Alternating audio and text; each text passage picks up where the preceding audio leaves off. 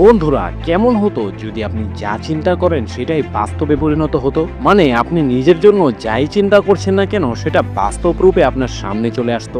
বাস্তব জগতে এটা অসম্ভব মনে হলেও সিনেমার জগতে এটা পসিবল। হ্যাঁ বন্ধুরা, আমি বলছি 2024 সালে রিলিজ হওয়া অসাধারণ সাসপেন্স থ্রিলার মুভি আর্গাইলের কথা। এই মুভিটার ভিতরে আপনারা এমন একজন রাইটারকে দেখতে পাবেন যে যাই কল্পনা করে সেগুলো তার বাস্তব জীবনে ঘটতে শুরু করে। এমন এক ধরনের মাথা নষ্ট করা গায়েবী শক্তি নিয়ে তার জীবনটা কি সহজ ছিল, নাকি শুধুই অনেক ফ্যাসাদে পড়ে তার জীবনটা একেবারে চূর্ণচূর হয়ে যায়? এগুলো জানতে হলে আপনাদের আমার সাথে পুরো মুভিটা উপভোগ করতে হবে। তো আশা করছি আপনারা মুভির শুরু থেকে শেষ পর্যন্ত আমার সাথেই থাকবেন। তো চলুন আর পেঁচাল না বাড়িয়ে শুরু করা যাক আজকের মুভি এক্সপ্লেনেশন।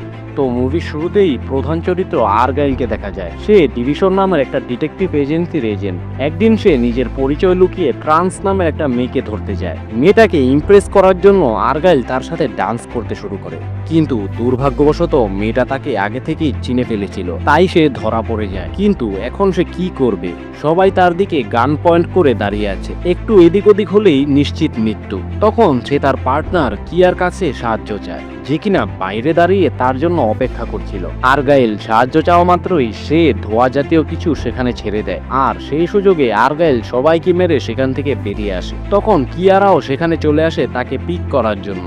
এমন সময় ট্রান্স বাইরে এসে তাদের ওপর গুলি চালাতে শুরু করে। সেই সময় একটা গুলি এসে লাগে কিয়ারার বুকে। সে নিমিষেই মৃত্যুর কোলে ঢলে পড়ে, আর ট্রান্স সেখান থেকে পালাতে শুরু করে। আর্গাইল বিষয়টা তার ডিরেক্টরকে জানালে ডিরেক্টর তাকে কিয়ারাকে রেখেই ট্রান্সকে ফলো করতে বলে। আর্গাইল কিয়ারাকে ছেড়ে যেতে চাচ্ছিল না, তবুও কাজ তো তাকে করতেই হবে, তাই সে ট্রান্সকে ধরতে বেরিয়ে পড়ে। আর্গাইল তাকে ধরার অনেক চেষ্টা করে, কিন্তু কোনো লাভ হয় না। ট্রান্স তার হাত থেকে পালিয়ে যায়। আর্গাইল তখন তার আরেক সহকর্মী ওয়াল্ডকে ফোন করে সতর্ক করে দেয়, কারণ ট্রান্স এখন তার দিকে এগোচ্ছিল। দানবের মতো দেখতে ওয়াল্ড তখন চোখের নিমিষেই ট্রান্সকে ধরে ফেলে। এরপর আর্গাইল গিয়ে ট্রান্সের কাছে জানতে চায় যে সে আর্গাইলের ব্যাপারে কিভাবে জানলো। ট্রান্স তখন বুঝে গিয়েছিল এখান থেকে পালানোর কোনো উপায় নেই, তাই সে সত্যি কথা জানিয়ে দেয়। তবে সত্যিটা জানার জন্য আর্গাইল মোটেও প্রস্তুত ছিল না, কারণ ট্রান্সকে আর্গাইলের ব্যাপারে জানানোর লোকটা আর কেউ নয়, বরং তাদের ডিরেক্টর ছিল। কিন্তু ডিরেক্টর এমনটা কেন করেছে সেটা আমরা পরেই জানতে পারবো। তো বিষয়টা জানিয়ে ট্রান্স তার গলার লকেটে থাকা এক ধরনের বিষ খেয়ে সুইসাইড করে। সেই সময় আর্গাইল ডিরেক্টরের সাথে ফোন কলে কানেক্টেড ছিল। সে আর্গাইলকে বোঝানোর চেষ্টা করে যে ট্রান্স যা কিছু বলেছে সবই মিথ্যা, কিন্তু ওয়ার্ল্ড সেটা মানে না। সে আর্গাইলকে ফোনটা কেটে দিতে বলে। এরপর তারা নতুন একটা মিশনের প্ল্যানিং করতে শুরু করে। এখানে সিন শিফট হলে আমরা দেখি এলি নামের একজন ফেমাস রাইটার মিডিয়ার সামনে এই পুরো গল্পটা পড়ে শোনাচ্ছিল। আসলে আমরা এতক্ষণ যা কিছুই দেখলাম তা পুরোটাই একটা গল্প ছিল। এখানে জানা যায় যে এলি আগে একজন ওয়েটার ছিল, তাই কাজের চাপে কখনোই লেখালেখি করার সুযোগ পেত না। তবে সে আইস স্কেটিং খুব ভালো করত। একদিন আইস স্কেটিং করতে গিয়ে তার একটা ভয়ানক অ্যাক্সিডেন্ট হয়। তখন সে জীবন এবং শখের মূল্য বুঝতে পারে, আর সবকিছু ছেড়ে দিয়ে লেখালেখিতে মনোযোগ দেয়। সেই কনফারেন্সে একটা রিপোর্টার তার কাছ থেকে জানতে চায় যে সে এত ভালো ডিটেকটিভ গল্প কিভাবে লেখে। তখন এলি তাকে জানায় যে সে সবকিছুই তার গবেষণা এবং কল্পনা থেকে লেখে, সে কোনো গোয়েন্দা নয়। তো সেখান থেকে বাড়ি ফিরে এলি তার গল্পের পরবর্তী চ্যাপ্টার লিখতে শুরু করে। বাবা মা এবং তার পোষা বিড়াল আলফিকে ছাড়া তার আর কেউ নেই। কাজের কারণে তাকে তার বাবা মার থেকে দূরে থাকতে হয়, কিন্তু সে আলফিকে সবসময় নিজের কাছেই রাখত। সে বিড়ালটাকে অনেক ভালোবাসত। যাই হোক, এলি তার নতুন চ্যাপ্টারে লিখে যে আর্গাইলের এবারকার মিশন হলো একটা সিলভার বুলেট খোঁজা। তবে সেই সিলভার বুলেটটা কি ছিল তা আমরা একটু পরে জানতে পারবো। তো আর্গাইল জানতে পারে বুলেটটা একজন হ্যাকারের কাছে আছে। সে বুলেটটা হ্যান্ড ওভার করার জন্য টাকা ডিমান্ড করছে, কিন্তু ক্যাশ ট্রান্সফার করতে গেলেই আর্গাইল ধরা পড়ে যেত, কারণ ডিরেক্টর প্রতিনিয়ত তার উপর নজর রেখে যাচ্ছিল। তাই সে বুদ্ধি করে ক্যাশের বদলে গোল্ডের মাধ্যমে হ্যাকারের সাথে ডিল করে। তখন হ্যাকারের পাঠানো লোক তাকে একটা মোবাইল এবং লন্ডনের একটা অ্যাড্রেস দেয়, যেখানে গেলে তারা ওই হ্যাকারের দেখা পাবে এবং সিলভার বুলেটটা নিতে পারবে। আর্গাইল তাই এবার লন্ডনের উদ্দেশ্যে রওনা দেয়। এলি এখানেই গল্পটা শেষ করতে চাচ্ছিল একটু হালকা সাসপেন্স রেখে, কিন্তু পরের দিন যখন সে তার মা রুথের সাথে কথা বলছিল, তখন রুথ তাকে গল্পটা কমপ্লিট করতে বলে, তা না হলে পাঠকরা বিরক্ত হবে। তাই এলি এখন রুথের কথা মতো নতুন চ্যাপ্টার লিখতে শুরু করে। কিন্তু তার মাথায় নতুন কোনো আইডিয়াই ছিল না। তাই সে সিদ্ধান্ত নেয় বাড়িতে গিয়ে মায়ের সাহায্য নিয়ে গল্পটা সম্পূর্ণ করবে। যেমন চিন্তা তেমন কাজ। সে ট্রেনে করে বাড়ির উদ্দেশ্যে রওনা দেয়। ট্রেনে তার সামনের সিটে লম্বা চুল এবং দাড়িওয়ালা একটা লোক এসে বসে। তার হাতে এলির লেখা বইটা ছিল। সে বইটার অনেক প্রশংসা করছিল, কিন্তু লোকটা তো জানতো না যে বইয়ের লেখক তার সামনেই বসে আছে। এরপর যখন লোকটা জানতে পারে যে এলি ওই বইয়ের লেখক, তখন সে এলির প্রশংসা করতে শুরু করে। তার কথাগুলো শুনে এলির বারবার মনে হচ্ছিল যে তার সামনে আর্গাইল বসে আছে। সে কৌতূহলবশত লোকটার কাছ থেকে জানতে চায় যে সে কি করে। লোকটা জানায় সে একজন গোয়েন্দা। এরপর সে বলে ওঠে যে এলির ওপর একজন অ্যাটাক করতে চলেছে। কথাটা শুনে এলি ভীষণ অবাক হয়। এরই মাঝে একজন ভক্ত এলির কাছে অটোগ্রাফ নিতে আসে, তবে তার কলমের মধ্যে চাকু লুকানো ছিল। ছেলেটা যখনই সেটা দিয়ে এলির ওপর আক্রমণ করতে যাবে, তখনই সেই গোয়েন্দা ছেলেটিকে মারতে শুরু করে। শুরু হয় তুমুল যুদ্ধ। দেখতে দেখতেই ছেলেটার সঙ্গীরাও এসে এলির ওপর আক্রমণ করতে শুরু করে। তবে সেই গোয়েন্দা অসাধারণ কৌশলের মাধ্যমে প্রত্যেকবার এলিকে বাঁচিয়ে নেয়। এদিকে এলি এসব দেখে ভীষণ ভয় পেয়ে গিয়েছিল। সে বুঝে উঠতে পারছিল না যে তার সাথে এসব কি হচ্ছে। অদ্ভুত বিষয় হলো, এসবের মাঝেও সে আর্গাইলকে কল্পনা করে যাচ্ছিল। তো মারামারির এক পর্যায়ে এলি হঠাৎ সেই রিপোর্টারকে দেখতে পায়, যে কিনা প্রেস কনফারেন্সে তার কাছ থেকে জানতে চেয়েছিল যে সে গোয়েন্দা কিনা। সেই লোকটাও তার উপর অ্যাটাক করতে আসে, কিন্তু ঠিক তখনই সেই গোয়েন্দাটা এলিকে নিয়ে ট্রেনের উপর থেকে ঝাঁপ দেয়। এসব দেখে ভয় পেয়ে এলি অজ্ঞান হয়ে যায়। জ্ঞান ফিরলে সে দেখে সে একটা বাড়িতে শুয়ে আছে। এমন সময় সেখানে সে গোয়েন্দা লোকটা চলে আসে, তবে এখন আর তার লম্বা চুল এবং দাড়ি ছিল না। লোকটা তাকে জানায় যে তার নাম ইডেন। এলি সেখানে একটা টিভি স্ক্রিনে তার বাসার সিসিটিভি ফুটেজ দেখতে পায়। সেটা দেখে সে মনে করতে থাকে যে ইডেন হয়তোবা তার ওপর এতদিন নজরদারি করছিল, কিন্তু তার ধারণা ভুল। সেখানে এলি একটা নতুন অদ্ভুত জিনিস জানতে পারে। ইডেন তাকে জানায় যে এলি তার গল্পে যা কিছু লিখছে সেটা বাস্তবেই ঘটছে, আর তাকে যে লোকগুলো মারার চেষ্টা করছিল তারা হলো ডিভিশন ডিটেকটিভ এজেন্ট। কিন্তু এলি তার কথায় বিশ্বাস যেতে চায় না। এমন সময়ে এলি টিভিতে দেখতে পায় ওই রিপোর্টার তার দলবল নিয়ে এলির বাসায় ঢুকছে। ইডেন বলে এই লোকটার নাম হলো কার্লোস, সে ডিভিশনের বেস্ট এজেন্ট। এলি এখানে কিছুই বুঝে উঠতে পারছিল না। তখন ইডেন তাকে বলে যে সে যদি প্রাণে বাঁচতে চায় তাহলে তাকে ইডেনের কথা মতো চলতে হবে, তা না হলে ডিভিশনের লোকেরা যে কোনো সময় তাকে মেরে ফেলবে। এলির কাছে ইডেনের কথা মানা ছাড়া কোনো অপশনই ছিল না। তাই তারা দুজন দ্রুত সেখান থেকে বেরিয়ে পড়ে, কারণ ডিভিশনের লোকেরা যে কোনো সময় তাদের লোকেশন ট্র্যাক করে সেখানে পৌঁছে যেতে পারে। পথে যেতে যেতে ইডেন এলিকে জানায় যে গল্পে এলি আর্গাইলের ব্যাপারে যা কিছু লিখেছে তার প্রত্যেকটাই এলি বাস্তবে করছে। তার মানে এলি হচ্ছে বাস্তব জীবনের আর্গাইল। কিন্তু এলি সেটা কোনো মতেই মানতে চায় না। মানবেই বা কেন? সে যা কিছু লিখেছে সেগুলো তো তার ইমাজিনেশন ছিল, সেগুলো বাস্তবে ঘটা কিভাবে সম্ভব? তখন ইডেন তাকে বলে যে সে নিশ্চয়ই ভবিষ্যৎ দেখতে পায়।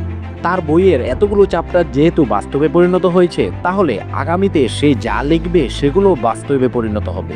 এলি তখন বোকার মতো ইডেনের দিকে তাকিয়ে থাকে। সেখানে ইডেন তাকে আরও জানায় যে গল্পের সেই হ্যাকারও বাস্তবেই আছে। তার নাম হলো বাকুনেন।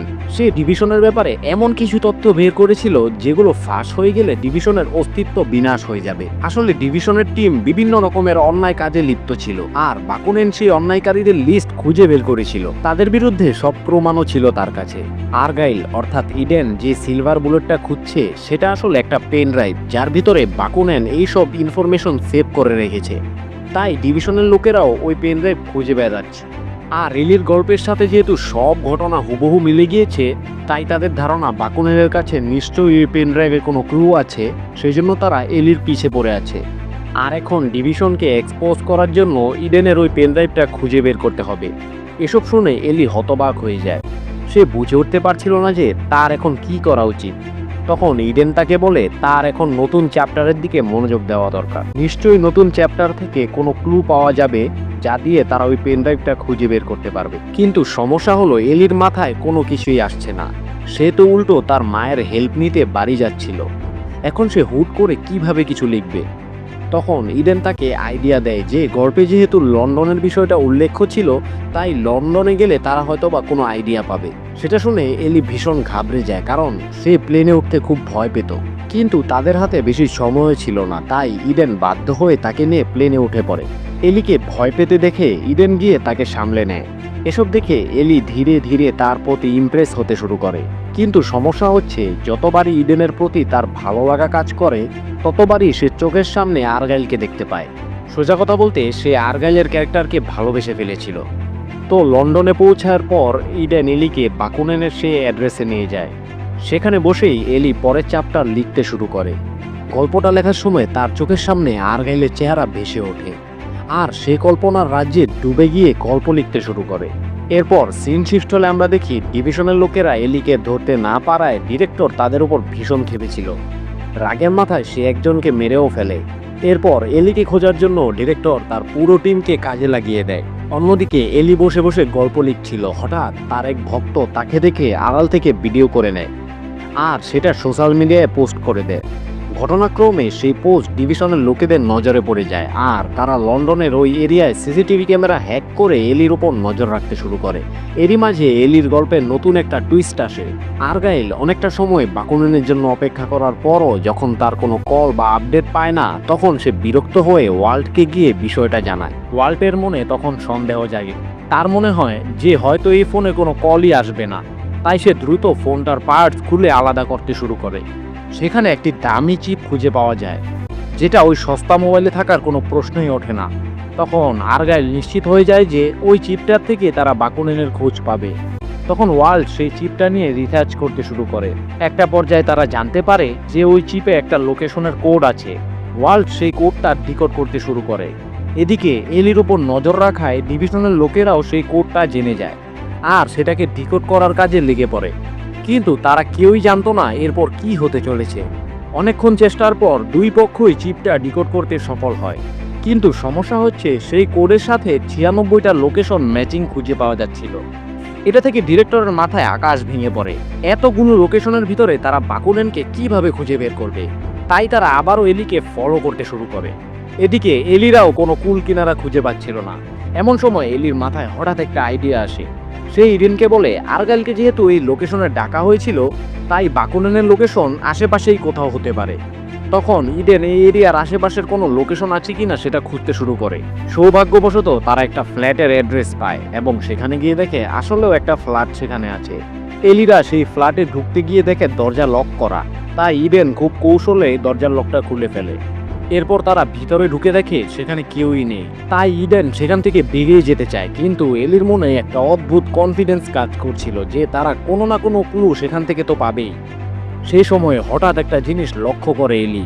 সে দেখতে পায় দেয়ালের রঙের উপর আলাদা করে একটা ওয়ালপেপার লাগানো আছে, যেটা সচরাচর দেখা যায় না। এলির মনে তখন সন্দেহ তৈরি হয়। সে ওয়ালপেপারটা ছিঁড়তে শুরু করে। সেটা দেখে ইডেন তাকে বোঝানোর চেষ্টা করে যে এখান থেকে কোনো ক্লু পাওয়া যাবে না, কিন্তু এলি তার কথা মানে না। এমন সময় হঠাৎ ফ্লোর থেকে একটা ফাঁপা আওয়াজ শুনতে দেখা যায়। তখন ইডেন ফ্লোরের কাঠগুলো উঠিয়ে দেখে সেখানে একটা আন্ডারগ্রাউন্ড ব্যাংকার আছে। সেই ব্যাংকার থেকে তার একটা ডায়েরি খুঁজে পায়। ততক্ষণে ডিভিশনের লোকেরাও সেখানে পৌঁছে গিয়েছিল। সৌভাগ্যবশত ইডেনরা ততক্ষণে ওই ব্যাংকারে লুকিয়ে পড়ে, যে কারণে ডিভিশনের লোকেরা তাদেরকে খুঁজে পায় না। পুরো বিষয়টা তারা ডিরেক্টরকে জানালে ডিরেক্টর তখন তার টিমকে সেখান থেকে ফিরে আসতে বলে। এমন সময় হঠাৎ আলফি জোরে ডিকে ওঠে, আর সেটা শুনে লোকগুলো বুঝে যায় যে এলিরা সেখানেই আছে। তখন ইডেন বাধ্য হয়ে উপরে এসে তাদের সাথে ফাইট শুরু করে। রুমের লোকগুলোকে সে মুহূর্তেই কুপকাত করে ফেলে, তবে কিছুক্ষণের মধ্যেই সেখানে আরও লোক চলে আসে। তখন ইডেন এলিকে নিয়ে বাইরে বেরিয়ে আসে আর তাদের সাথে ফাইট শুরু করে। এসব দেখে এলি খুব ভয় পেয়ে যায়। তো নিচে যেহেতু ডিভিশনের লোকেরা ছিল, তাই ইডেন এলিকে নিয়ে ছাদে উঠে যায়। কিন্তু প্রশ্ন হচ্ছে এখান থেকে তারা পালাবে কোথায়? এমন সময় এলি নিচে একটা বোট দেখে বুঝে যায় যে বাকুনেন হয়তো এই বোট নিয়ে পালানোর প্ল্যান করছে। তাই এবার তারাও ওই বোট নিয়ে পালানোর সিদ্ধান্ত নেয়। কিন্তু দুঃখের বিষয়, ছাদ থেকে নিচে নামার কোনো উপায় নেই। এলি তখন ভীষণ ঘাবড়ে যায়, কারণ তারা বিল্ডিং এর 3rd ফ্লোরে ছিল। এখান থেকে ঝাঁপ দিলে প্রাণে মারা না গেলেও হাত পা ভাঙবে। তখন ইডেন চেক করার জন্য আলফিকে নিচে ফেলে দেয়। সৌভাগ্যবশত আলফির কোনো ক্ষতি হয় না। ততক্ষণে ডিভিশনের টিম সেখানে পৌঁছে গিয়েছিল, তাই তারা দ্রুত নিচে ঝাঁপ দেয় আর বোট নিয়ে সেখান থেকে পালাতে শুরু করে। তো এসব করতে করতে খুব রাত হয়ে গিয়েছিল, তাই এলিরা একটা হোটেলে রাতটা কাটানোর সিদ্ধান্ত নেয়। হোটেলে উঠে ইডেন গোসলের বাহানায় ওয়াশরুমে গিয়ে কার সাথে যেন ফোনে কথা বলতে শুরু করে। এলি তখন আড়াল থেকে সব শুনছিল। ইডেন ফোনের ওপাশ থেকে কাকে যেন বলছে যে এলির মাথায় গুলি করে দেওয়া উচিত। সেটা শুনে এলি খুব ঘাবড়ে যায়। সে ইডেনের উপর বিশ্বাস করতে শুরু করেছিল, কিন্তু ইডেনের এসব কথা শুনে মুহূর্তের মধ্যেই তার বিশ্বাস ভেঙে চুরমার হয়ে যায়। সে তৎক্ষণাৎ আলফিকে নিয়ে সেখান থেকে পালিয়ে আসে, কিন্তু সে যাবে কোথায়? বাড়ি ফেরার কোনো উপায় নেই, কারণ তার পাসপোর্ট কিংবা ভিসা টিকিট কেনার মতো টাকাও ছিল না। তাই সে একটা পাবলিক বুথ থেকে তার মাকে ফোন করে লন্ডনে একটা হোটেলের অ্যাড্রেস দিয়ে দেয় আর সেখানে একটা রুম বুক করতে বলে। রুথ তার কথা মতো পরের দিন লন্ডনে পৌঁছে যায়। পরের দিন এলি তার বাবা মায়ের সাথে দেখা করতে সেই হোটেলে যায়। সেখানে গিয়ে সে রুথকে সব ঘটনা খুলে বলে। এমন সময় সেখানে এলির বাবার চলে আসে। অদ্ভুত বিষয় হলো এলির বাবাই ছিল ডিভিশনের ডিরেক্টর, তবে এলি সেটা জানতো না। সে সরল মনে তার বাবাকেও সব কিছু জানিয়ে দেয়। তখন ডিরেক্টর তার কাছে জানতে চায় যে বাকুনেন ডায়েরিটা কোথায় রেখেছিল। এলি জানায় যে ডায়েরিটা তার কাছেই আছে। এলি তাকে ডায়েরিটা দেখিয়ে দিয়ে রুথের সাথে কথা বলতে ব্যস্ত হয়ে যায়। এদিকে ডিরেক্টর গিয়ে সেই ডায়েরির ভিতরে থাকা কোডগুলো মনোযোগ সহকারে দেখতে থাকে। তখন তার চোখে মুখে এক পৈশাচিক আনন্দের ছাপ ভেসে ওঠে। এরই মাঝে ইডেন সেখানে পৌঁছে যায় এবং ডিরেক্টরকে গান পয়েন্ট করে নেয়। সেটা দেখে এলি আর রুথ ভীষণ ঘাবড়ে যায়। এলি কাঁদতে কাঁদতে ইডেনকে জিজ্ঞাসা করে যে সে এমনটা কেন করছে। তখন ইডেন তাকে জানায় যে তার বাবা ভালো মানুষ নয়। এমনকি এখানে আরও অদ্ভুত রহস্য ফাঁস হয়। ইডেন তাকে জানায় যে এলি যাকে বাবা মনে করছে সে আসলে তার বাবাই নয়, সে মূলত ডিভিশনের ডিরেক্টর। এমনকি রুথও তার আসল মা নয়। এটা শুনে এলির মাথায় আকাশ ভেঙে পড়ে। তখন রুথ হঠাৎ করে এলির মাথায় গান পয়েন্ট করে বসে। সেটা দেখে এলির মন আরও ভেঙে যায়। সে খুব কনফিউজ হয়ে গিয়েছিল। এতদিন যাদের মা বাবা ভেবে এসেছিল তারাই তাকে খুন করার চেষ্টা করছে। অন্যদিকে সে ইডেনকেও বিশ্বাস করতে শুরু করেছিল, কিন্তু সেও তার মাথায় গুলি করার প্ল্যান করছে। তাহলে কাকে সে বিশ্বাস করবে? এলি কিছুই বুঝে উঠতে পারছিল না যে সে কি করবে। এমন সময়ে সে ভয়ে রুথকে ধাক্কা দিয়ে সরে আসলে ইডেন সেই সুযোগে রুথকে গুলি করে মেরে ফেলে আর এলিকে নিয়ে সেখান থেকে পালিয়ে যায়। কিন্তু এলি তার বিড়ালটাকে যাওয়ার সময় সেখানেই রেখে চলে গিয়েছিল। এলি পরে বুঝতে পারে যে সে আলফিকে সেই মৃত্যুর মুখে রেখেই চলে গেছে। সে আবারও ফিরে যেতে চাইলেও ইডেন তাকে যেতে যায় না। কিন্তু এখন এই রহস্যময় জার্নি শেষ হয়নি, আরও একটা পথ বাকি। এবার যা ঘটবে সেগুলো দেখে আপনাদের খুবই ভালো লাগবে। এরপর আমরা দেখি ইডেন এলিকে নিয়ে একটা শহর থেকে দূরে ফ্যাক্টরিতে যায়। সেখানে এলির সাথে সেই লোকটার সাথে দেখা হয় যার সাথে ইডেন সে সময় ফোনে কথা বলছিল। ইডেন তার সাথে এলির পরিচয় করিয়ে দেয়।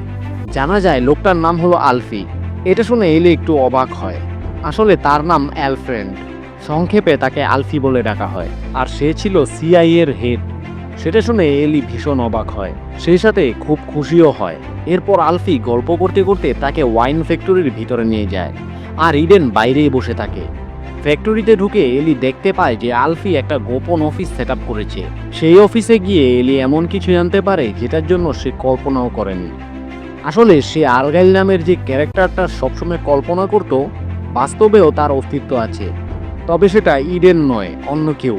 আর অদ্ভুত বিষয় হচ্ছে সেই ব্যক্তির নাম আর্গাইল নয়, বরং আর্কাইল, অর্থাৎ রিচেল কাইল। সেটা আর কেউ নয় বরং এলি নিজেই। মানে কোথাকার ঘটনা কোথায় এসে ঠেক খেলো। এলি কোনো মতেই এগুলো বিশ্বাস করতে রাজি হয় না। মানে সে আজ পর্যন্ত যা কিছু লিখে এসেছে সেটা সে নিজেই।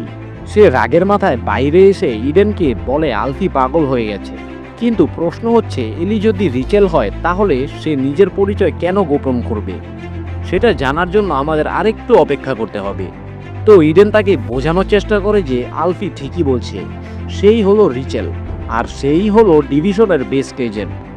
মূলত ডিভিশন ছিল সিআইএ এর একটা স্পেশাল টিম।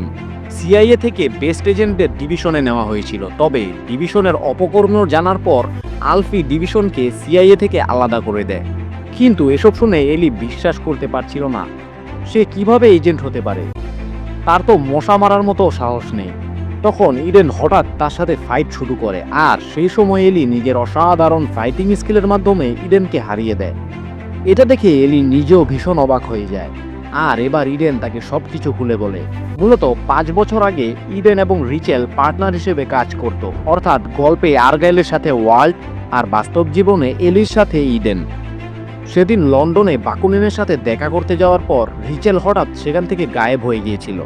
ইডেন তাকে খোঁজার অনেক চেষ্টা করে কিন্তু কোথাও খুঁজে পায় না। বেশ কিছুদিন পর সে জানতে পারে রিচেল হাসপাতালে ভর্তি আছে। তবে ইডেন কিছু করার আগে ডিরেক্টর সেখানে পৌঁছে যায়। যদিও সে রিচেলকে খুন করতে গিয়েছিল, কিন্তু যখন সে জানতে পারে রিচেল তার স্মৃতিশক্তি হারিয়ে ফেলেছে, তখন তার মাথায় একটা নতুন আইডিয়া আসে। সে ডিভিশনের অফিসিয়াল ডক্টর রুথকে সেখানে গিয়ে তার মার পরিচয় দেয় আর নিজে হয়ে যায় তার বাবা। এরপর তারা রিচেলের মাথায় এমন একটা গল্প সাজিয়ে দেয় যেটা থেকে বের হওয়া তার পক্ষে প্রায় অসম্ভব। আর সেদিন থেকে রিচেলের মতো জীবন কাটাতে শুরু করে। তবে ইডেন সবসময় লুকিয়ে লুকিয়ে তার ওপর নজর রাখত, কিন্তু কখনো সামনে যায়নি। এসব শুনে এলি অর্থাৎ রিচেল জিজ্ঞাসা করে যে ইডেন তাকে তাহলে এতদিন কিছু জানায়নি কেন। ইডেন জানায় তারা চেয়েছিল রিচেল যেন নিজের মতো থেকে সব কিছু মনে পড়ে, কিন্তু এখন আর তাদের হাতে আর সময় ছিল না। বাধ্য হয়ে এসে তাকে সব কিছু জানাতে হলো। তার মানে এলির লেখা গল্পটা আসলে তার নিজের জীবনেরই কাহিনী।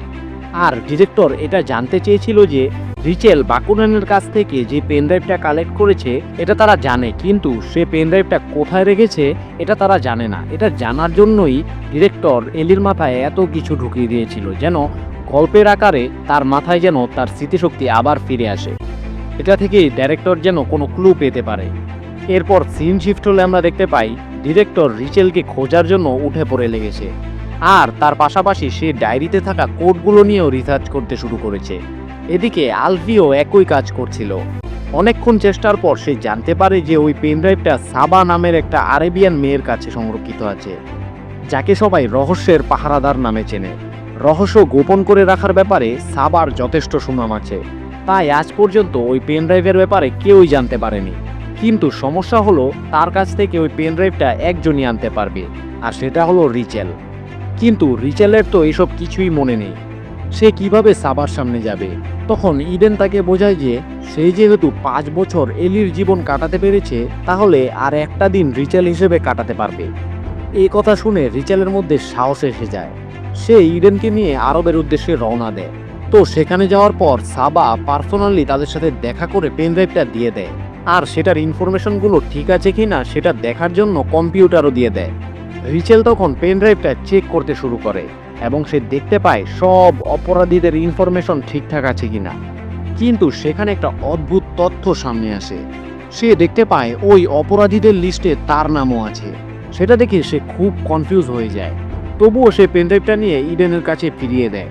এরপর তারা সেখান থেকে বের হতেই দেখে বাইরে রুথ তাদের সামনে হাজির।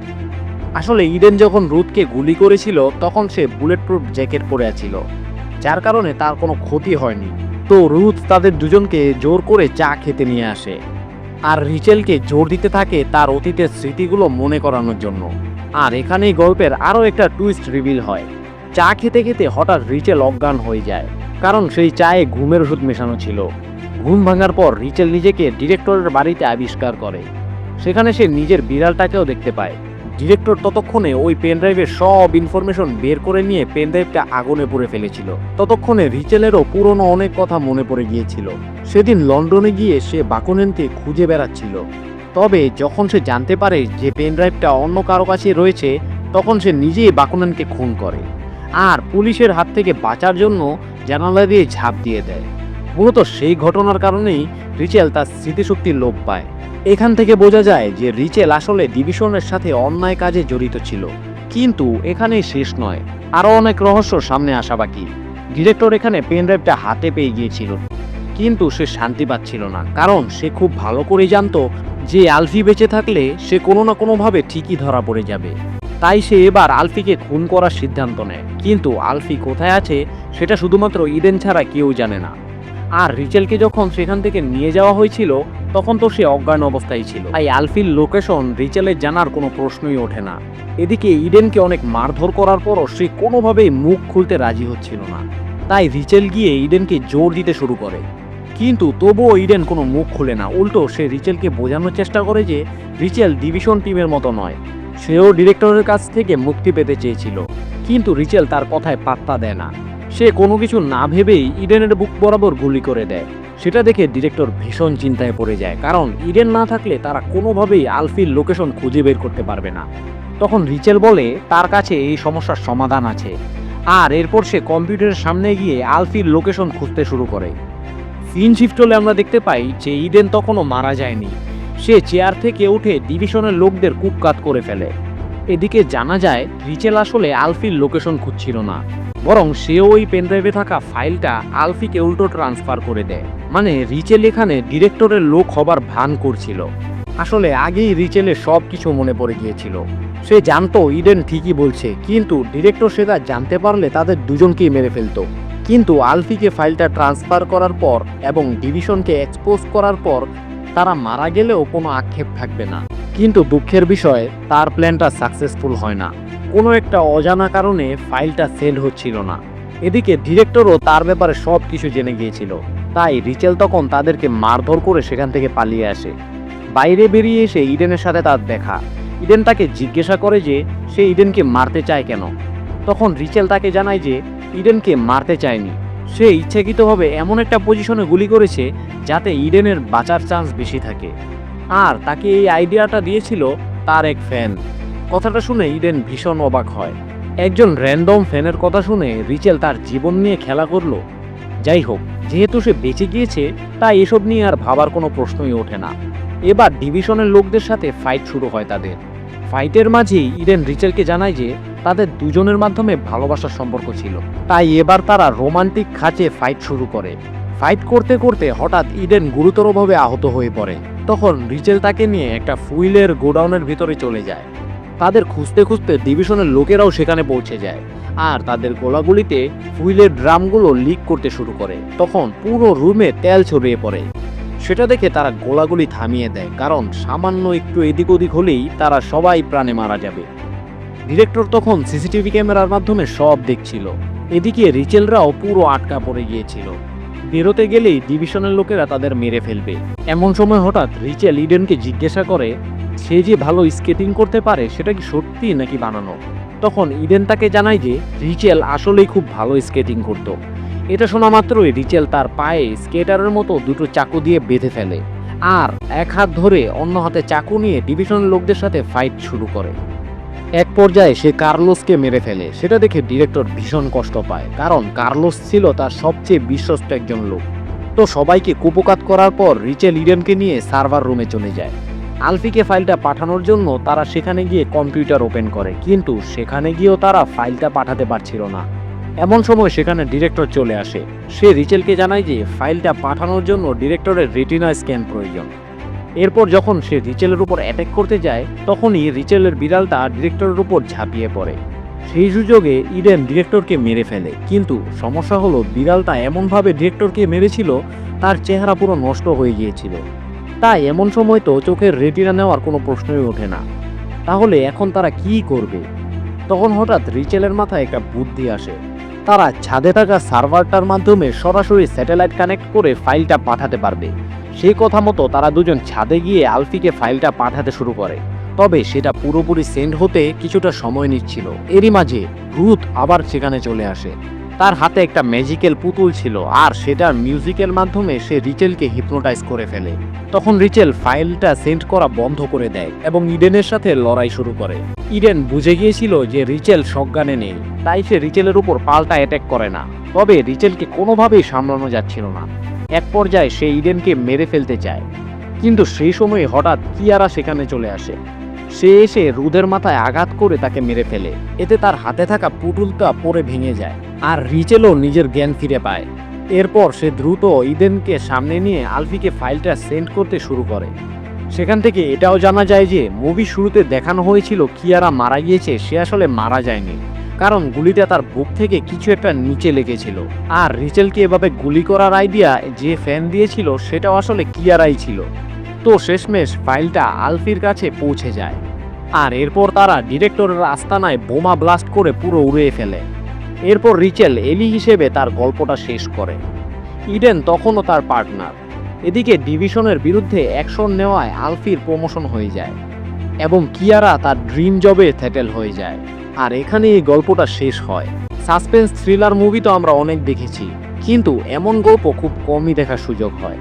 মুভিটা সত্যিই সব দিক থেকে অসাধারণ ছিল। তবে আপনাদের কাছে কেমন লেগেছে অবশ্যই কমেন্টে জানাবেন। তো বন্ধুরা, ভিডিওটা ভালো লাগলে অবশ্যই একটা লাইক করে দেবেন আর এমন নতুন নতুন মুভি এক্সপ্লেনেশন পেতে আমার চ্যানেলটি সাবস্ক্রাইব করে বেল আইকনটি অন করে দিন। তো দেখা হবে পরবর্তী ভিডিওতে। ভালো থাকবেন, সুস্থ থাকবেন, আল্লাহ হাফেজ।